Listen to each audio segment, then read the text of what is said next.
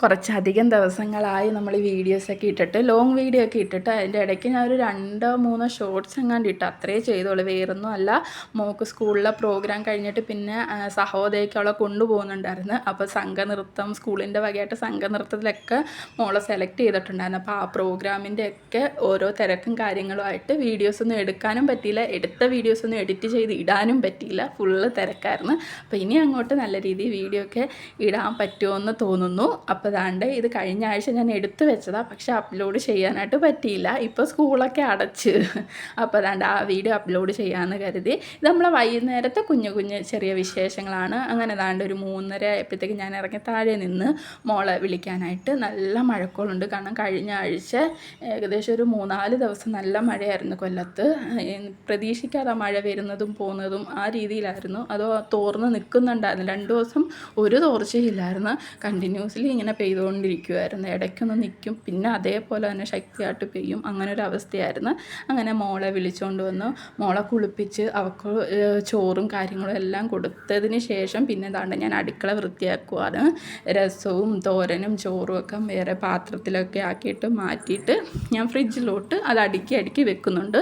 വേറെ ഒന്നുമല്ല, രാത്രിത്തേക്ക് ചോറ് കുറവായിരുന്നു. അപ്പോൾ ഞാൻ വിചാരിച്ച് ചപ്പാത്തി ഉണ്ടാക്കാമെന്ന്. അപ്പോൾ രാത്രിയിലാണെങ്കിൽ നമ്മൾ ഈ അധികം വന്ന ചോറും കാര്യങ്ങളൊക്കെ ഫ്രിഡ്ജിൽ കയറ്റേണ്ടി വരും. അപ്പോൾ ഞാൻ കുറച്ച് നേരത്തെ ഫ്രിഡ്ജിനകത്തോട്ട് എല്ലാം കുഞ്ഞു കുഞ്ഞു പാത്രത്തിലാക്കി ഒതുക്കി പറക്കി ഫ്രിഡ്ജിൽ വെച്ചിട്ട് പാത്രമൊക്കെ കഴുകി അടുക്കളയൊക്കെ വൃത്തിയാക്കിയിട്ട് പിന്നീട് ഞാനൊരു 2 മണിയായപ്പോഴേ ചപ്പാത്തിയുടെ മാവൊക്കെ കുഴച്ച് റെഡിയാക്കി വെച്ചായിരുന്നു. അങ്ങനെ മോളെ വിളിച്ചുകൊണ്ട് വന്ന് അവളുടെ കാര്യങ്ങളെല്ലാം കഴിഞ്ഞ് അടുക്കളയും കൂടെ ക്ലീൻ ചെയ്തതിന് ശേഷം പിന്നെ ഞാൻ ചപ്പാത്തി പരത്തി വെക്കാമെന്ന് കരുതി. അതാകുമ്പം കഴിക്കാറാവുന്നതിന് മുമ്പേ നമ്മൾ ചുട്ടെടുത്താൽ മതിയല്ലോ. ഇത് ഒടിഞ്ഞിട്ട് കുറേ നാളായി. കാരണം നമ്മൾ വീട്ടിൽ താമസിക്കും, നമ്മളെ സ്വന്തം വീട്ടിൽ താമസിക്കുമ്പം തൊട്ട് അടുത്ത വീട്ടിൽ മരിപ്പുണ്ടായിരുന്നു.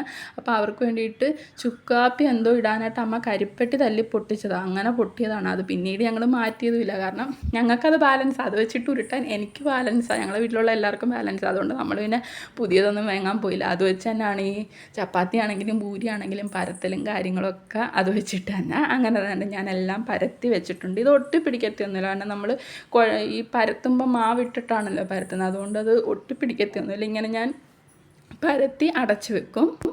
എന്നിട്ട് നമ്മൾ കഴിക്കാറാകുമ്പോഴത്തേക്ക് ചുട്ടെടുക്കുക ചെയ്യുന്നത്. പിന്നീട് ഞാൻ പോയി കുളിക്കുകയും കാര്യങ്ങളും എല്ലാം കഴിഞ്ഞതിന് ശേഷം കഴിക്കുന്നതിന് മുമ്പേ ആണ് താണ്ടെ ചപ്പാത്തി ചുട്ടെടുക്കുന്നത്.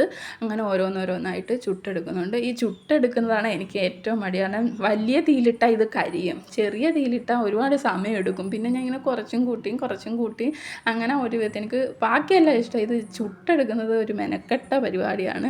വെന്തില്ലെങ്കിൽ പച്ചമാവിൻ്റെ ഇത് വരികയും ചെയ്യും. അതുകൊണ്ട് മെനക്കേടാണ്, എനിക്കിഷ്ടമല്ല. സാധാരണ ചേച്ചിയാണിത് ചുട്ടെടുക്കുന്നത്.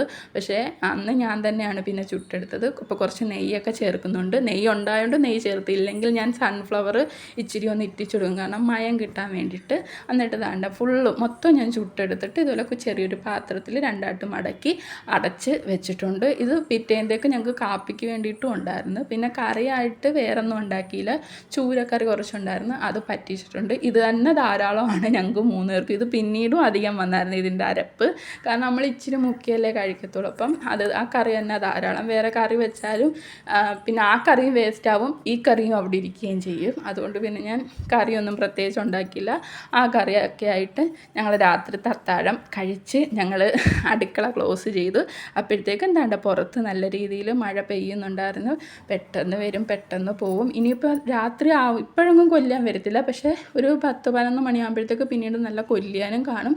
ഇടി അത്ര ബഹളത്തിൽ കാണത്തില്ല, പക്ഷേ നല്ല രീതിക്ക് കൊല്ലിയാൻ കാണും, കാറ്റും കാണും. മഴയും അപ്പോഴത്തേക്കൊന്ന് കുറയും, പക്ഷേ കാറ്റും കൊല്ലിയാനും കാണും. അപ്പോൾ നമ്മളെ ഒരു ദിവസത്തെ വൈകുന്നേരത്തെ കുഞ്ഞു കുഞ്ഞു വിശേഷങ്ങളൊക്കെ ഇത്രയേ ഉണ്ടായിരുന്നുള്ളൂ. അപ്പം മറക്കണ്ട, നമ്മളെ ചാനൽ കണ്ട് ഇഷ്ടപ്പെട്ടിട്ടുണ്ടെങ്കിൽ ഒന്ന് സബ്സ്ക്രൈബ് ചെയ്ത് സപ്പോർട്ട് ചെയ്യണേ. അപ്പം നല്ല നല്ല വീഡിയോ ആയിട്ട് ഇനിയും വരാം. അതുവരെ ടാറ്റാ, ബൈ ബൈ.